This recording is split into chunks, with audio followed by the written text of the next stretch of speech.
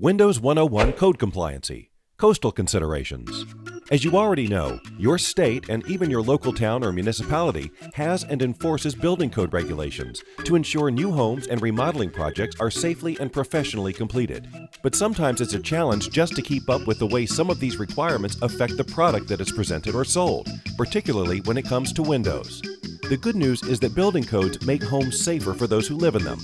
For example, coastal areas of the country are in hurricane debris markets and may require impact-resistant windows and doors. That's an obvious advantage if you happen to be in a home during a hurricane with debris flying all around. But impact-resistant windows and doors also help keep the pressure inside the home steady so the roof stays on. Too many homes are destroyed during hurricanes because the building envelope is compromised and the change in pressure and wind velocity pulls the roof off. Having an impact solution for the windows and doors is an easy solution. Sometimes this need can be accommodated by plywood or a shutter over the opening. But sometimes external solutions don't actually hold up the way they're intended to. Impact glass, on the other hand, can meet the hurricane debris code without any additional covering.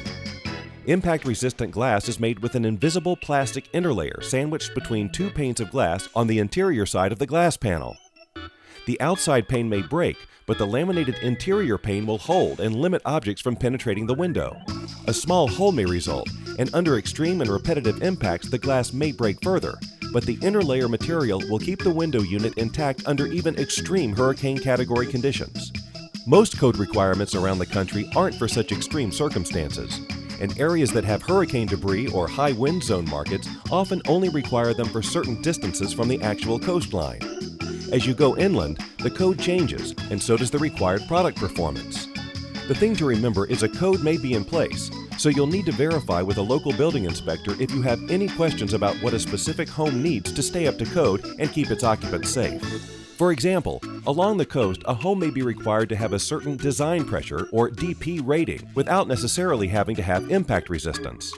This DP rating indicates the product's performance in wind, water, and stress load testing. The higher the number, the better it performs. But the requirement for a DP50 window can drop to a DP35 from one street to another.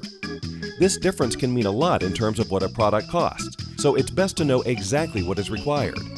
An error on the high side of a requirement just ensures performance beats the minimum need.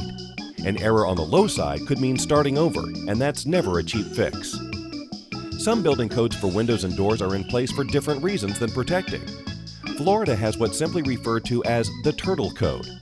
Turtles hatch at night, and typically under a full moon. Their instinct is to go toward the moon, which should lead to the ocean. Unfortunately, the full moon also reflects off glass, so turtles right out of the egg ended up heading in droves inland towards the false moon, and all the predators waiting to make them their next meal.